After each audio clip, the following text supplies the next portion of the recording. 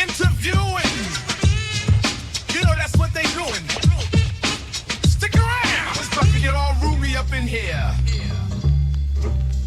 Remote Ruby starts now.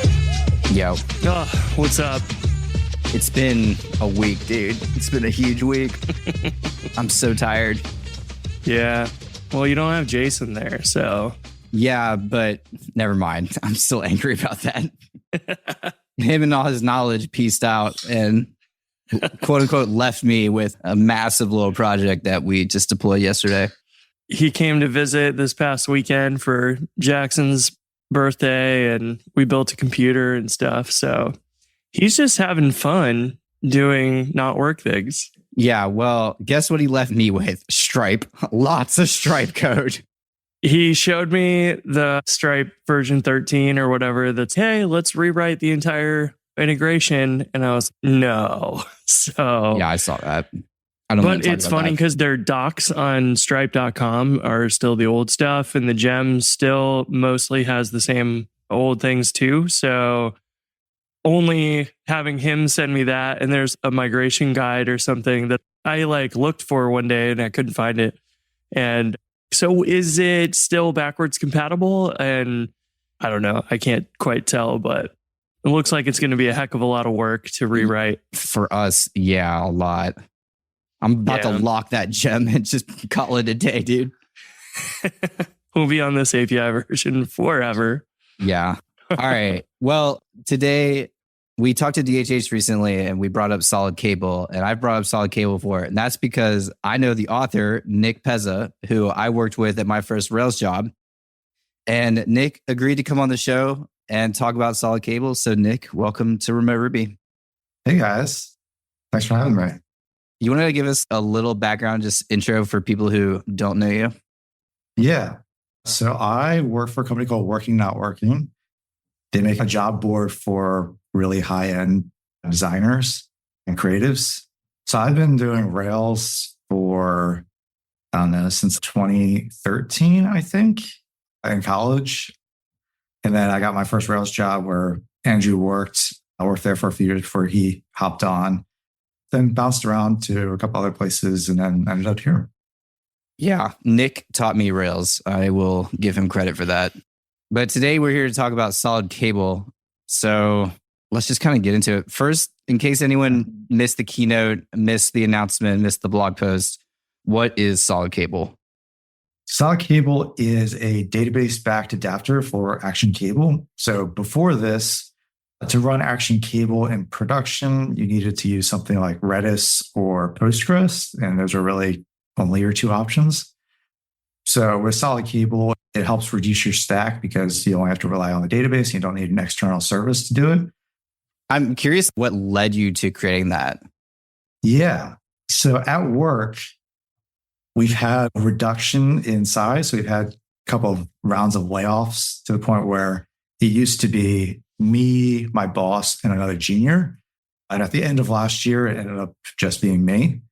So at that point, I kind of just decided that we probably need to cut some costs here. So I looked into AWS and what we were using, and we were just super over provisioned. So I started cutting back stuff. I switched over to Solid Cache because we were using Redis for that.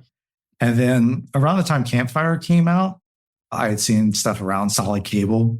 I don't know if it was called Solid Cable back then, but I heard David talking about adding basically that to Campfire. And then he created an issue on the Rails issue board with it. So I kind of just waiting for Campfire to come out to kind of just steal it and plop it into our app. But then that never happened because they were using Redis for Campfire. So I was like, well, might as well just do it myself. So I looked into kind of how LightStack had worked because they had something with it for SQLite, and then kind of looking into how the current adapters work because I admittedly had no idea how the adapters currently work on Action Cable. It's kind of a black box. So kind of just went from there and just kind of slowly made a demo app that worked and then built it off from there. Are y'all using SQLite as your database or just for No, this we're new actually stuff? using MySQL with RDS, actually. I haven't dug into any of the SQLite stuff, to be honest. I'm curious what it's like running some SQLite and some MySQL. Experience anything weird, or does it just kind of work? So at work, actually, everything goes through MySQL. So we're actually not using SQLite at all for that. Okay. So you're using solid cable with MySQL. Yep. Gotcha. Cool. Yep. How did it feel to have DHH kind of bring that project under Rails? Kind of weird, to be honest, how it all happened. So I initially made it and just never really told anybody. It was just, I needed this for a side project and I had the side benefit of being used at work to cut out Redis. And then somebody mentioned something on Solid Q actually about it. And I was, well, I made this thing that I think you're looking for. And then somebody picked that up and brought it up on the Rails issue for essentially Solid Cable, to where David commented and was like, oh, that's interesting, but we need some metrics around it. So at that point, I spent the weekend figuring out how to benchmark it and how to actually benchmark WebSockets, which is surprisingly difficult to do. And found a tool to do that, threw it up there, and then it was just kind of a waiting game because I was just waiting to hear back if it was actually going to happen. And then out of the blue, David started throwing PRs up on the repo. And I was like, oh, this is weird. What's happening? And then he updated the README to be like, this is the default adapter. And it was kind of the exact same language that was over on Solid Q. Is this just copy paste stuff? I think he just copy pasted this. Like, no, we're actually doing this. You should check your email. And I was like, oh, I probably should check that. So that just kind of happened from there. Nice. That's really cool. I Also, remember. it doesn't happen often. Yeah. Yeah. I can't ever happening. Yeah. I can't either. It's normal that they will start from first principles on Yeah. scratch. And that's a pretty awesome thing to happen because that's extremely rare. The other cool thing about this is I looked into the Postgres adapter at one point a long time ago, but like Redis, they have the pub sub functionality in Postgres because Postgres has every feature, which is kind of nuts. But that was limited to 4 kilobytes of message size or something. So like it's pretty much not useful for any sort of production stuff because if you're using Turbo and broadcasting like a template, it's going to be over 4 kilobytes pretty fast for a lot of situations. So I'd love to hear a little bit about how you design this and how it works. I first started off with where it was just super rudimentary, where it would just get in a polling loop. It would track the last ID of the message that was sent out when you attach to the connection. And then it would just listen for any new ones that come in on channels that you're listening for and send it back out. And then every time you would disconnect, it would then look at the messages that are currently saved. And based on a metric or a duration that you would give, it would delete old messages. So I started benchmarking that and realized that I was missing an index. So if things were super slow, added an index, fixed that up. And then I actually removed auto trimming because it was slowing it down. So then kind of working with Donal had put up some issues around it. So kind of took some of his suggestions to make it super fast to where we ended up taking the same approach that Solid Cache has, where it takes the key and makes a SHA-256 digest of the channel name. So it's instead of like 500 bytes, it ends up being only an 8-byte index. So that makes it super quick to look up messages. And then for trimming, we actually moved that over to just broadcasting. So there's less churn instead of on disconnect, because broadcasting happens a lot less than disconnecting does normally. And then for that, we also make it using the same kind of thing that Solid Cache does, where it expires stuff. It does so on like a random interval. So I think I have it set for every 2% of times it runs, it gets rid of 100 messages. That way we keep back pressure and we also don't lock a ton of rows, because if you have a ton of messages and then a bunch of people broadcast out the same message, you end up with a huge lock on your database. So that way we keep deleting small stuff and it keeps back pressure on the database. So we kind of avoid a lot of those issues. Can you explain what auto trimming is for someone who doesn't know? Yeah. So basically, with Action Cable, we don't need to keep messages around for very long because you're normally getting a message and then moving on with your day. Whereas caching, you need to keep around for a super long period of time to be useful. So I have it set up to where I think it's a couple of hours that messages stick around.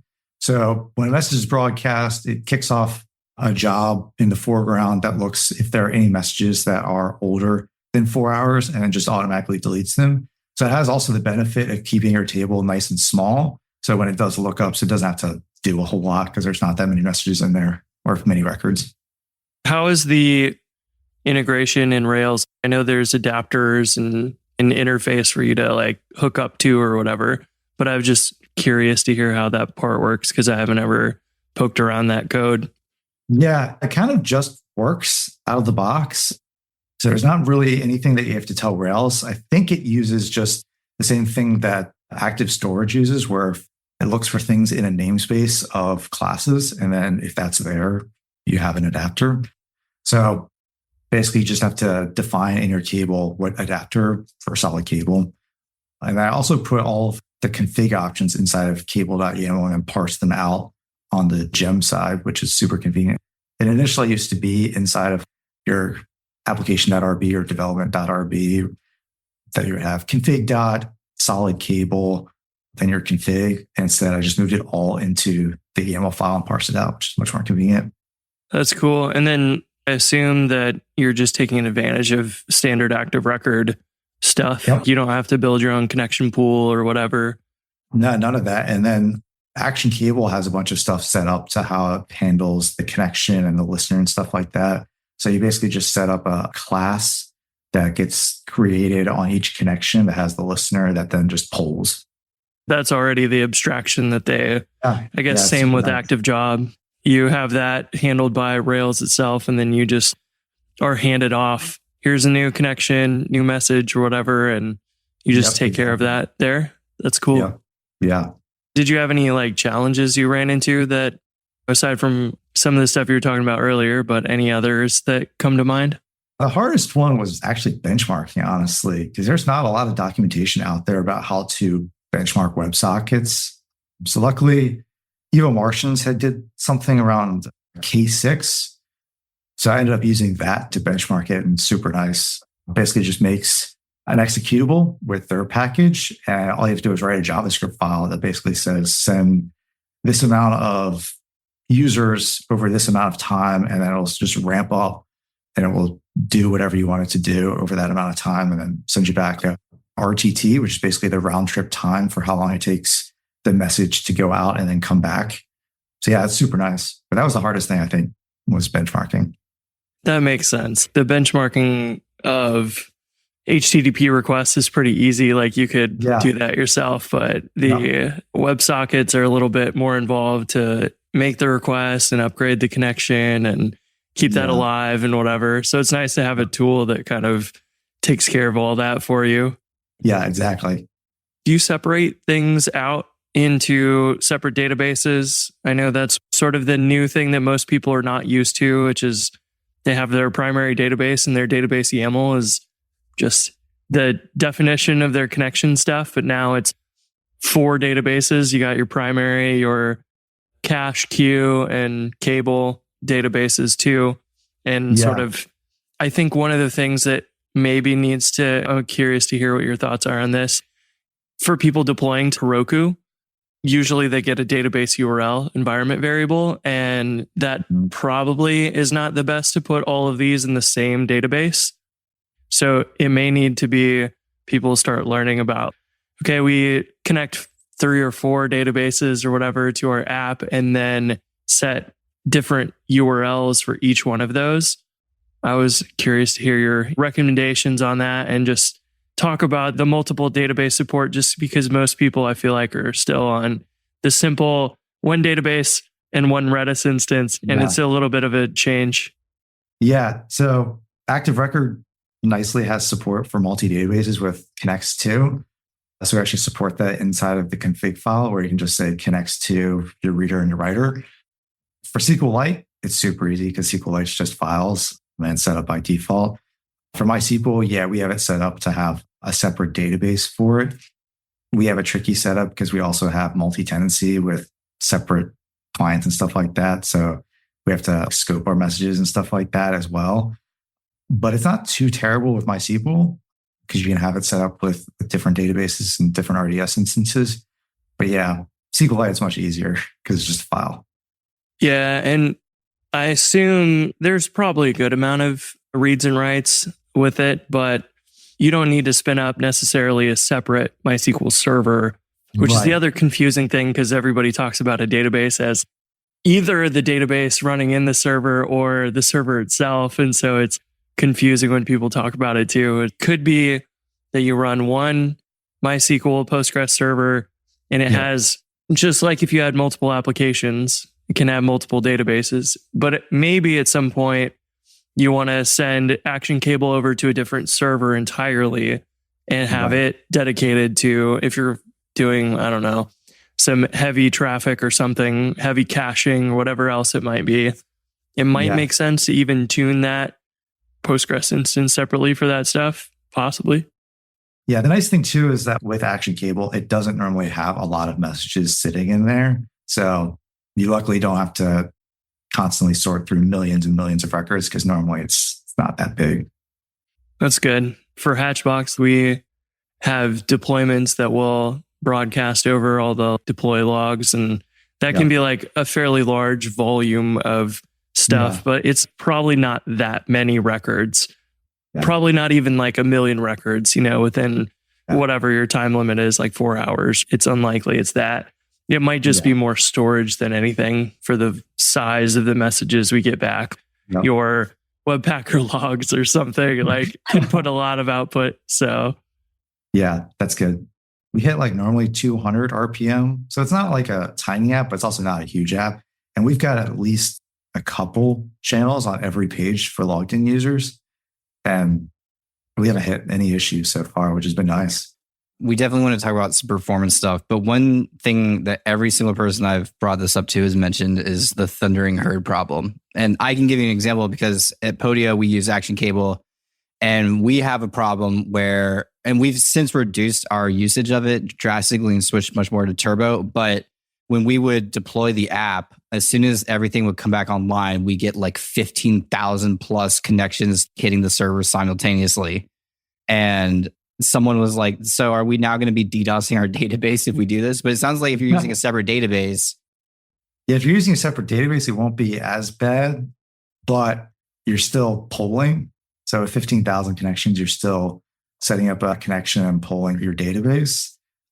I haven't experienced that much traffic on it before, so I don't know what the limits are. I have done benchmarking with set 150 people on a tiny box, sending messages back and forth, and it has held up fine. I think I went all the way up to 1,500 and it was fine. So yeah, I'm not sure at that size limit what happens. Try it out. Let us know. You hear that, Chris? We're at scale. yeah, baby. How do you kind of maintain performance with a polling based approach instead of using PubSub? Biggest thing is setting your sleep, how long it sleeps for, and how long it's actually doing stuff. But the downside of setting your sleep for longer is that you have a longer gap for when messages actually come out. For most things, though, because the connection's already set up, if you have a little bit of a gap, people aren't going to really notice 100 milliseconds versus 125 milliseconds, but it could save your database. So yeah. You reminded me of a long time ago. I remember, I think when Action Cable came out or something, it was discussions about how the original Campfire worked. And Yeah. he talked about it was just polling every 3 seconds. Nobody noticed at all. It takes your brain more than a few seconds to like write a response and type it out and edit it and whatever. For chat, not even need under a second probably for like basic chat stuff. If it shows up a little later, who cares? You do something in broadcast and want to see that immediately. Yeah, 100 milliseconds or something makes a lot more sense. But I always thought that was funny. Was nobody ever complained about it back when we were doing 3-second refreshes? Yeah, it's like we're back in the early days of the web where polling is cool now. Right. Until now, observability was metrics, logs, and traces. It was reliability budgets, error rates, and latencies. It was big acronyms on a central dashboard. In short, it was what the ops team cared about, not the developers. But Honeybadger is changing that. Of course, you need the big picture, the single pane of glass that lets you know what your system is doing and that it's operating normally. But individual users matter too. User experience is more than just a line on a dashboard. Honeybadger's observability platform lets you drill down into the details, into the individual user experiences that drive product development and your business forward. It helps you understand your product and your users as much as it does your systems and performance. Honeybadger's free developer plan includes error tracking, uptime monitoring, custom charts and dashboards, and 50 megabytes per day of structured event logging. To get started, visit honeybadger.io. That's www.honeybadger.io. When you poll, do you end up with that as a batch of operations that happen? Like you grab, if there are a bunch of messages in that 100 milliseconds, grab them all, send them over all at once? Yeah, so we keep track of all of the channels that you're listening for on that connection. So that when we poll, we look for all messages for all of the channels that you're looking for and then send them all out at once. So it's kind of scoped to the connection, I assume, and Yep. everything that was supposed to receive, we'll send it now. And does that also help with ordering of messages? Or are they kept sort of in the same order they should have been Yes. received? Yep. I can't remember if that was guaranteed with Redis or not or whatever, but I Yeah. remember that being something that Evil Martians had been working on with AnyCable, like a way to guarantee that you sent them in this order and they're going to be received in that order, which is Yeah. kind of helpful. That can be a tricky problem to solve if you've ever run into it. So it's nice to just have the underlying tooling just take care of it for you and you don't have to worry about it. Yeah, it should send out in the order that we get them. So That's cool. Are there any specific use cases where Solid Cable really excels? SQLite really excels Yeah. compared to like an RDS instance where you're doing another hop to get to your database. So if you're on SQLite, or even if your database is on the same machine, it's pretty good. But when your database is on a separate server, so you have to do another network hop and then your traffic is super high, probably where it's going to fall down.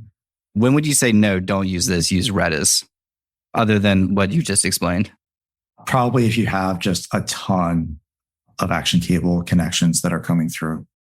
Probably traffic is your biggest one. Gotcha.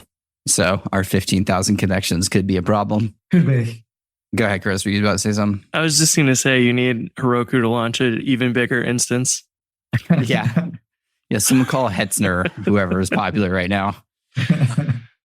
What about configuration options? Is there any important configuration options people need to pay attention to when they're setting this up?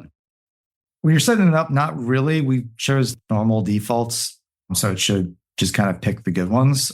But once you start getting to a certain scale, you can tweak things.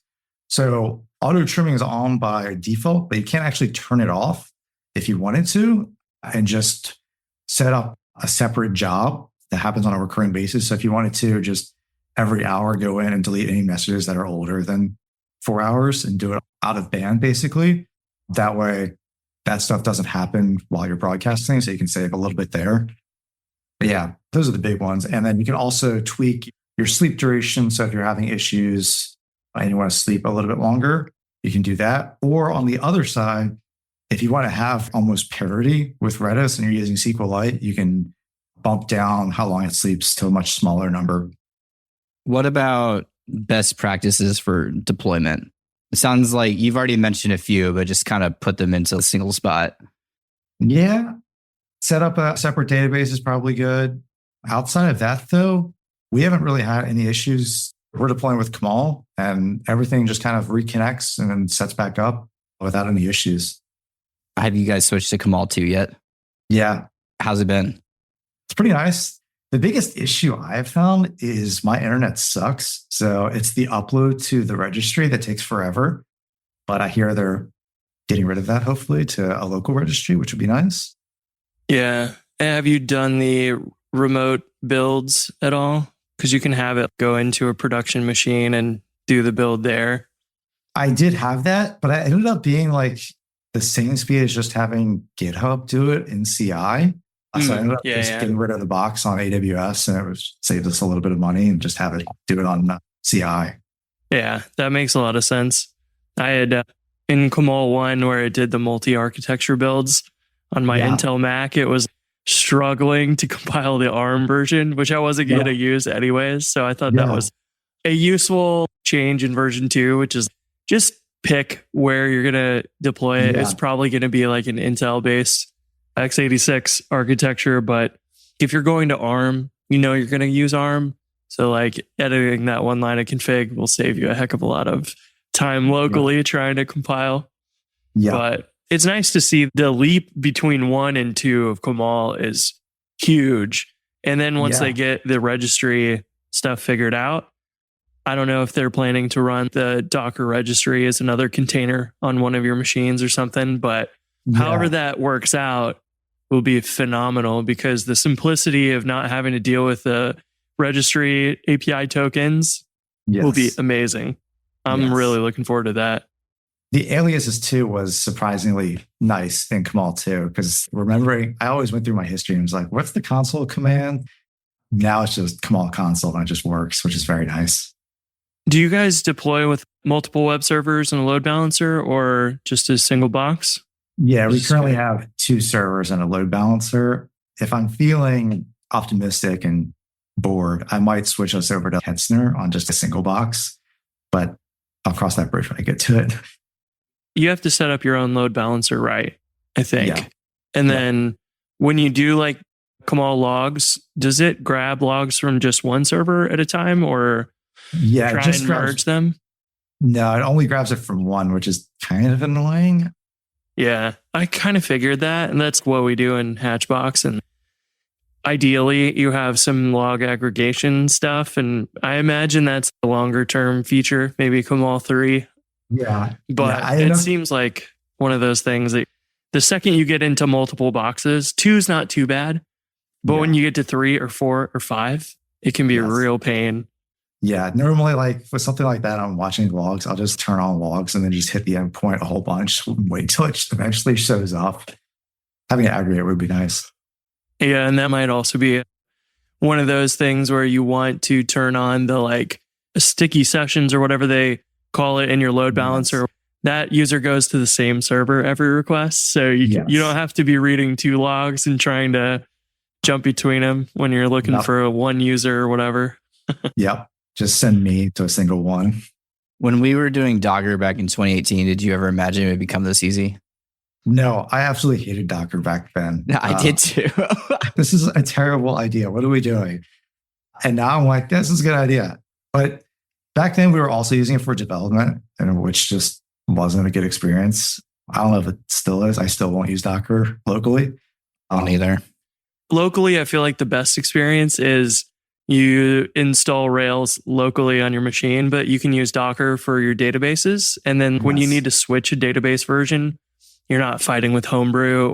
Ubuntu doesn't really want you to have 2 versions of the same thing installed, and it's not designed for that. And Docker can be a pretty good lifesaver for that type of thing, but it's just extra overhead to do anything locally. That is helpful in production where you want it really easily and repeatable. And maybe if you have a big enough team in development and you want everybody to be able to grab the same dev container or whatever, and those have improved a lot. There's still little hoops to jump through, binding ports locally and all that, which you just want to run Rails server and be off to the races. Yeah. And it also becomes an issue with if you use pry and stuff like that and binding.rb, and how to exit correctly without shutting down your box by accident is also kind of annoying. Sure come a long ways since 2018, though.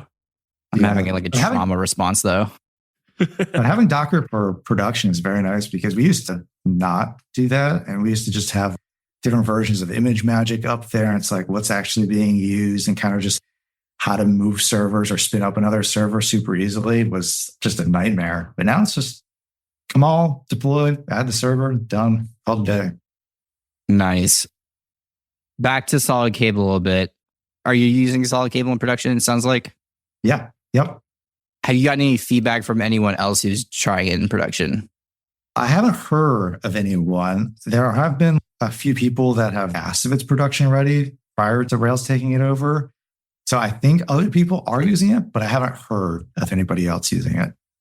If you were to talk to like a room of people who were all using it in production, what would you ask them? What issues have you had, pretty much? Have you noticed any difference? There was one thing I noticed when we went. Sometimes your database pool has to be adjusted a tiny bit to account for an extra connection. But outside of that, if you've noticed a difference, is the based one. I read the code last night. There's not a lot of code in there. I was like, this is a Nick Pezza special. Yeah, it's surprisingly tiny. All it is really one file, which is the adapter file. And I think it's 115 lines. So yeah, it's pretty tiny. That's super tiny, especially for something that you were listing off, the auto trimming and all these features. It seems like there's a lot to it, but if it's that short, it can't be that bad. Yeah, it's 115 lines for like the adapter. And I think it's 10 or 20 lines for between the job and the actual model for the message model. Where's the rest of the code? Yeah.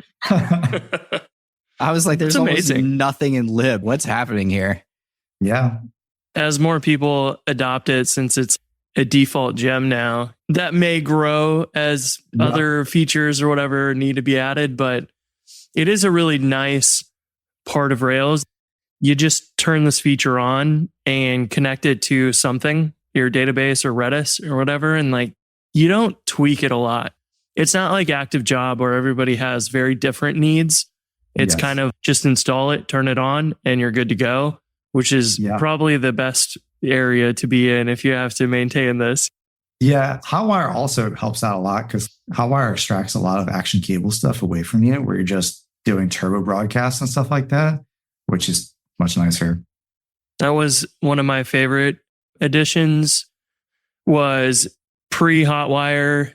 For the real-time logging on Hatchbox, it was you set up a channel in Action Cable, you set up the front end to connect to that only on certain pages if this thing existed. And then your connection's there, subscribe to the channel, then messages come in and you have to process them and decide what to do with them because you need to build your own like, well, this is an append or whatever. And you have all this stuff that you just had to like make up yourself. And now we just say, hey, broadcast an append to this. And the channel's already connected for me. I don't have to do any of that anymore and build it from scratch because I'll build it differently every single app that I build. Yeah. And then you also had the JavaScript stuff too that you had to manage. Yeah. Side.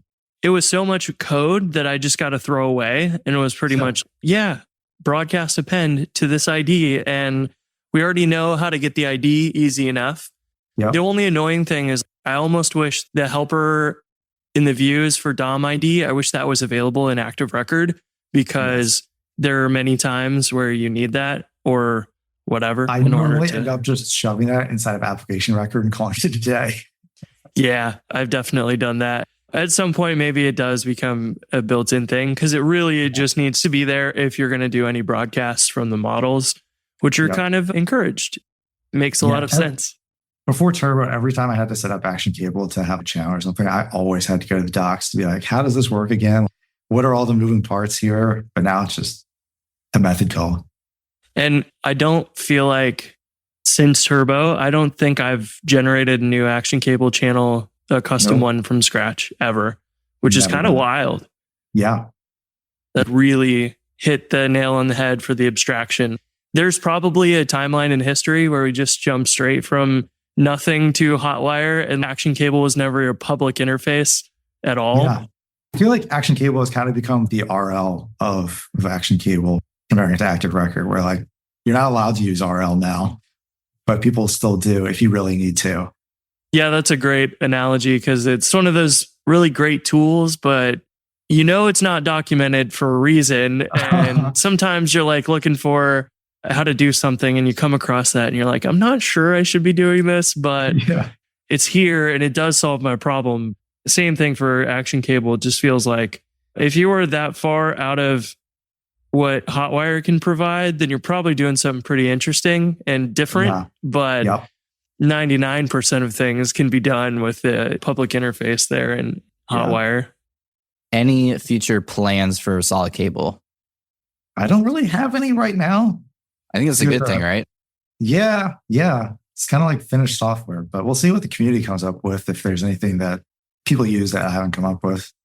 Isn't it the name of person gem that David called finished software or whatever? And I think they turned off the issues tab or something.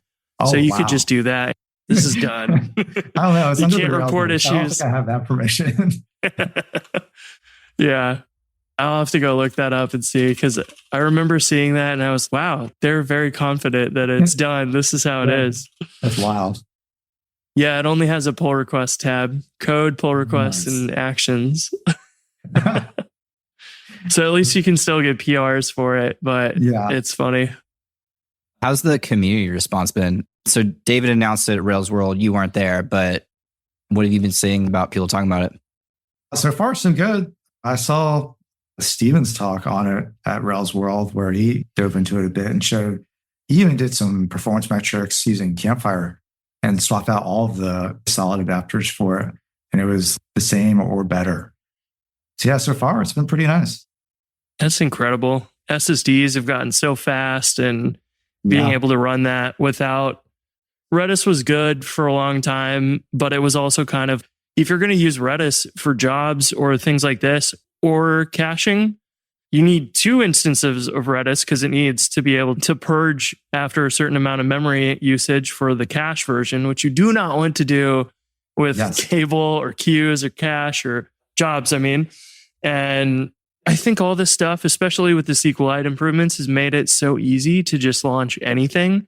And then the biggest thing that makes all of that possible is Mike D'Alessio doing the pre-built SQLite binary or Yes. library inside of the gem. So like we don't even have to brew install SQLite and make sure we have Yep. the latest version to use. Because I remember Ubuntu had SQLite in one of the LTSs, and it was literally 1 or 2 versions before JSON support was added. And I was, this sucks. I got to wait 2 Yep. years for the next LTS, or find some way to hack in SQLite into with somebody's third party repository or something. And I didn't want to do that. And now Nokogiri and all these other gems like SQLite, Tailwind, and whatever have the binaries pre-built for you. So you get the latest features. It's all tested against that. And then you just deploy it with Kamal. It writes to files. They're already in the storage folder, which is mounted automatically. So you don't have to run any other services. It's wild how much the last year has been where all these changes dropped. It's Yeah, definitely that- been heavily inspired by Campfire, but Yeah, that and like how cheap Hetzner boxes are. Like it's crazy Oh. how cheap you can launch apps for it now. You don't really Yeah. need external services, cheap box, and just deploy and get off. it's funny because Hetzner seems to be one of the few that just is going down in price. But like DigitalOcean goes for an IPO and they have their basic boxes that were $5. Now there's a $6 and a $7, and they're Yeah. like going up in price just a little bit all the time. Hetzner has been wildfire growth, I have to imagine, because everybody's like, wait a minute, costs for servers should be going down, but they're not going down anywhere else. Yeah, Just Hetzner. So Yeah, it's crazy. yeah, I bet if you guys do the switch to a single box on Hetzner, you can probably double your performance for the same price or something. The one thing I'm scared of is we use Elasticsearch, and I've just heard so many horror stories about moving that. I can understand that. Well, Hopefully, we're getting active active record record search. search. Yeah, hopefully. I'm curious to hear how that goes. That ties into a sort of a question I had for you too, which is like, if you're going from Elasticsearch to active record, then you're kind of tied to whatever the database has for capabilities. And they're getting a lot better, but they're not Elasticsearch level. Right.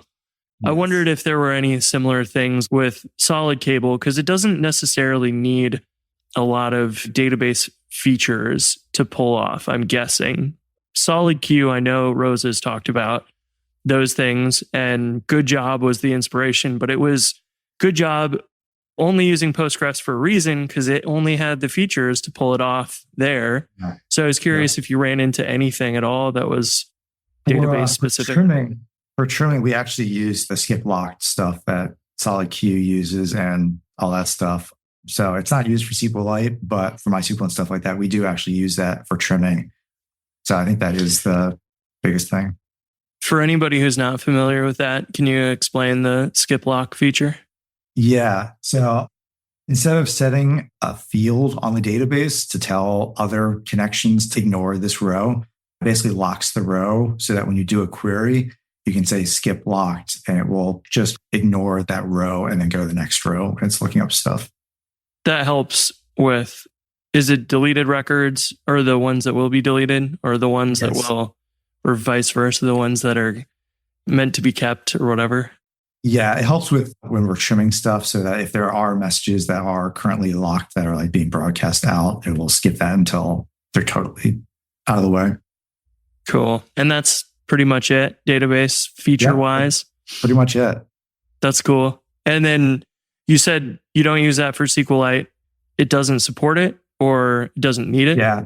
SQLite doesn't support skip locked, but it also really doesn't need it because it is so fast. And with all the improvements that like Steven has done on Rails and stuff like that, to where you don't have deadlocks or anything like that. Yeah, it just isn't really a problem. That's cool. Well, you answered all of my questions about it. And I'm incredibly impressed with how few lines of code it is to pull this off. Yeah. Props to you. Thanks. Yeah, unfortunately, it's not complex code to talk about. It's just kind of like, it's super simple. That's what, the longer you're in the game, that's the code that you want. I don't want the complex code. I want the simple stuff that just, we can trim it down to exactly what we need and nothing more. That's way more fun code to maintain. A fun exercise is to go look at the Redis adapter and the Postgres adapter and then compare it to the solid cable and be like, oh, wow. Like the Redis adapter and the Postgres one are gnarly looking.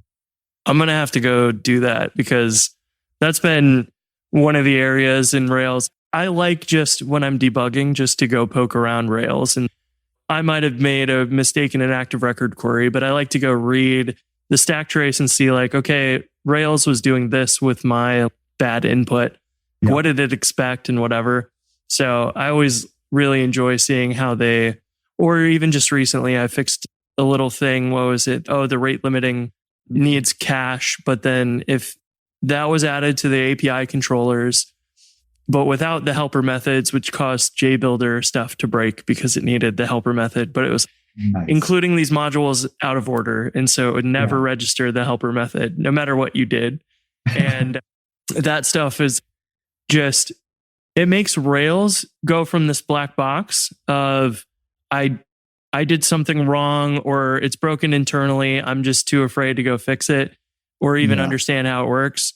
And then once you start to like learn how Rails is architected, Action Controller is just 20 different modules that are included in one class. And there's no code other than that in the class. So I guess I can find exactly what feature I'm looking for because it's named caching or helpers or whatever. And then you start to realize, yes, if you wanted to make your own custom action cable adapter, like it's probably not too bad, especially if you use your adapter as a starting place because it's so simple in comparison to wrap your head around. Yeah. And Action Cable gets rid of all the kind of gnarly stuff with like all the IO loops and stuff like that. You get there and you just need a connection. Good to go.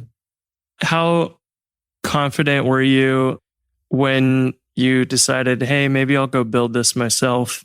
Because I think a lot of people, they just have doubts.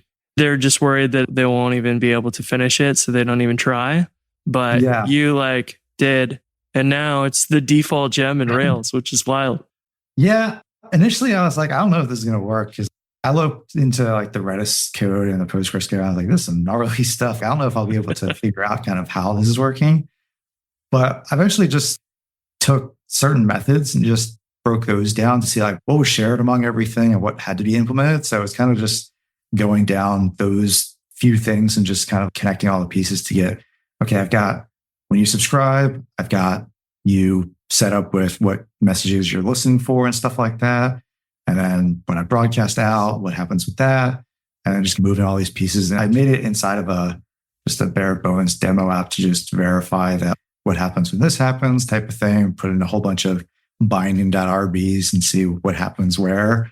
And just keep moving along slowly but surely. Had you spent much time in the Rails source code before? Is it something you felt sort of comfortable with? Yeah, I mean, I've poked around there a whole bunch. I've submitted a few PRs to Rails over the years and stuff like that. So it wasn't too foreign to me to kind of get in there and see like where stuff was. They do a pretty good job of organizing where everything is. So it's just, all right, I need the adapters. Where are they in? All right, I found them. So I've got 4 files to pick from. So just kind of go from there. Yeah, that's cool. I always like hearing people's background on it. I always, when I was a beginner, just wanted to give back. I want to contribute bug fixes and whatever. And it always felt so daunting. But really, the reality is, looking back, I was just kind of afraid of, this is a big code base and I'm not worthy. Yeah, luckily, like once you know what section of Rails you're in, okay, I mean, action cable, you can go into that directory and you're not have to worry about the rest of Rail ties and how all that stuff works. And you just kind of seclude yourself into this area and then kind of just work your way through lib, basically. Just go from there. Yeah, that's probably the big difference, that I hadn't worked at a big company or whatever. So in general, like I'm just used to, I can have the entire code base in my head on these smaller apps. But if you work at Shopify or wherever, a big company, no, that's not possible. And kind of the same with Rails. There are specialists in all these different areas of Rails. Raphael being the magician who knows everything about Rails there. But it is one of those things where like, yeah, you know what? If you want to work on Action Cable, it's just in the one folder and that's all you need to care about, really. You might want to touch the JavaScript wherever that lives a little bit, but probably not hardly at all, I would guess. The nice thing also was that in adapters, they have a shared test file that just every one of the adapters has a test file. So it was nice to just pull that test file into mine to be like, okay, what here doesn't pass compared to all the other adapters, and kind of work from that as well. Yeah, that makes a lot of sense. When you're aiming for parity with everything else, you definitely need that. And it saves you a ton of time, because if you're trying to make decisions about what do we test and how do we test it, it can be pretty tough. Because I've found that's sort of the hard part when I'm contributing. I don't know what decisions were made about the whatever interface I'm trying to fix before then. And so I don't want to break it, but also sometimes you do need to break it in order to fix it, because it went the wrong direction a little bit or whatever. And that can be pretty interesting. But you're really stepping into the shoes of the Rails core team and maintaining that stuff.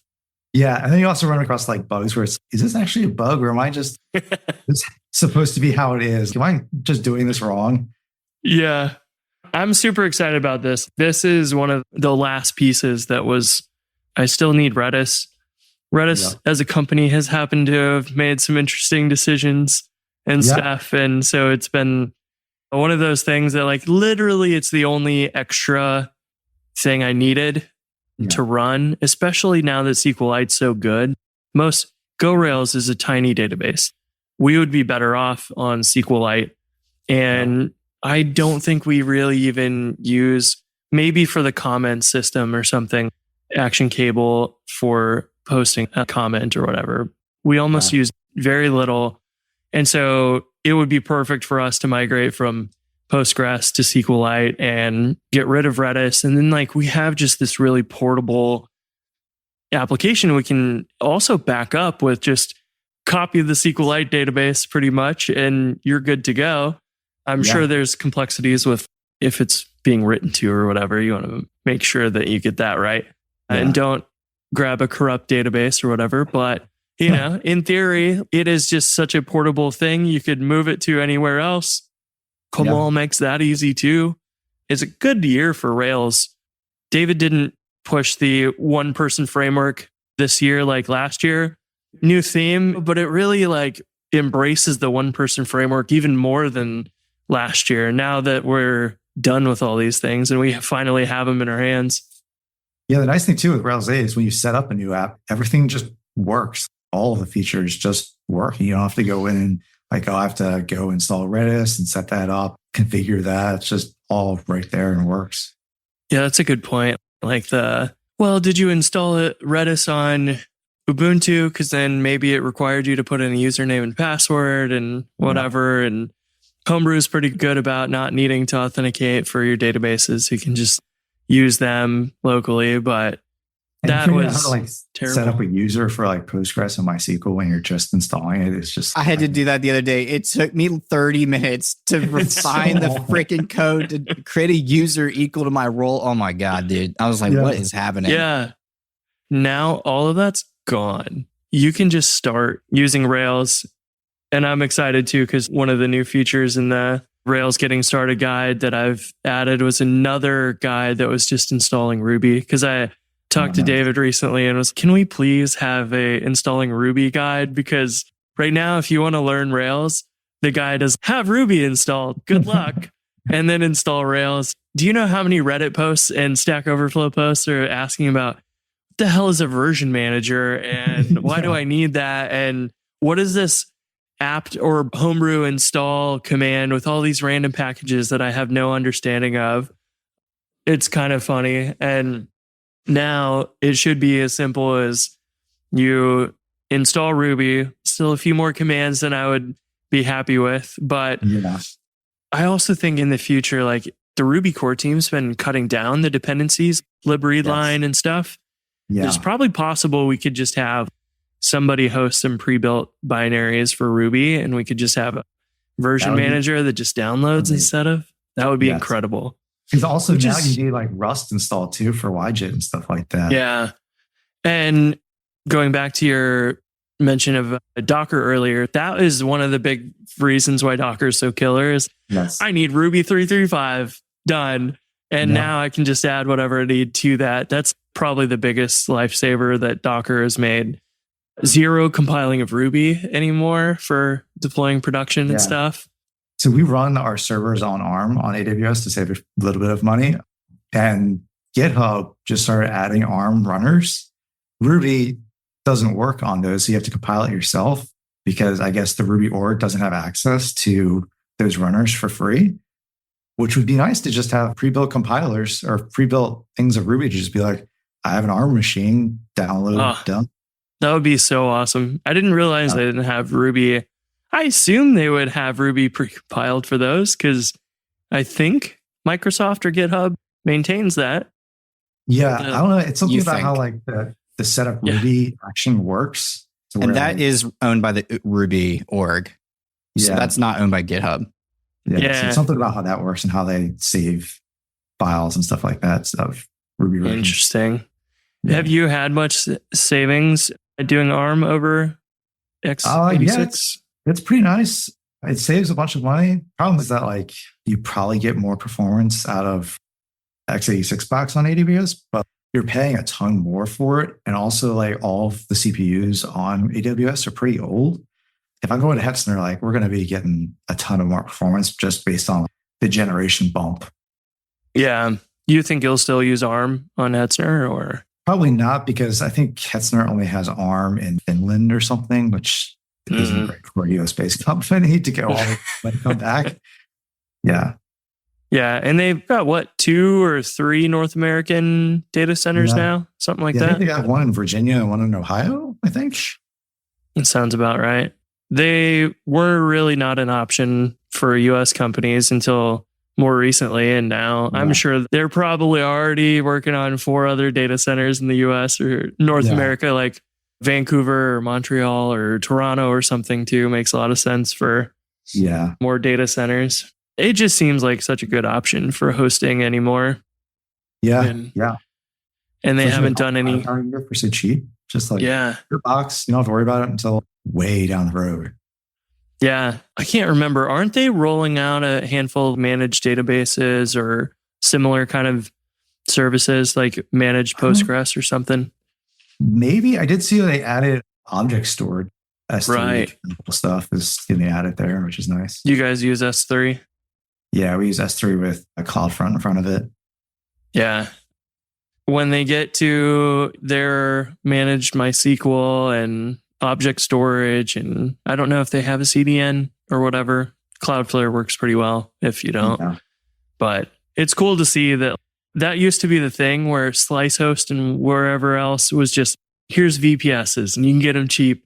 And that was literally the only feature. But now it's, okay, if your database is getting a little bit unwieldy for your one person company or team, then we've got a managed database. We've got point in time recovery. We've got replicas and all the stuff that's pretty painful for you to set up yourself. You can just let us take care of it for an extra few, maybe $100 a month or something. Yeah. Great price to pay for that because it will take you more than $100 worth of your time to configure that and maintain it. And then feel comfortable that you don't have a problem down the road that I can restore if I need to. Yeah. Well, thanks for coming on. It was great to meet you. Hopefully Yeah, we're going to thanks for hang out having at a conference sometime soon or something. Yeah, for sure. Yeah, I messaged him during the Rails World keynote. I was like, good work on this library that they just announced. Too bad they didn't slide you a ticket or give you anything. Yeah. Street cred. I'm just in it for the street cred, man. There you go. Well, now you got some more. Yeah, for sure. That's big street cred to have your Yeah. gem adopted by Rails. Yeah, you need to make a shirt. Cool, man. It's great to see and talk to you again. Where can people find you online? Unless you don't want them to. And the GitHub yeah, I'm on issues. I'm GitHub. solid. Yeah, I'm on GitHub at npezza93. So you can go check out other stuff I have brewing over there. Cool. Cool. Well, we appreciate it. And for everyone listening, we will see you next week.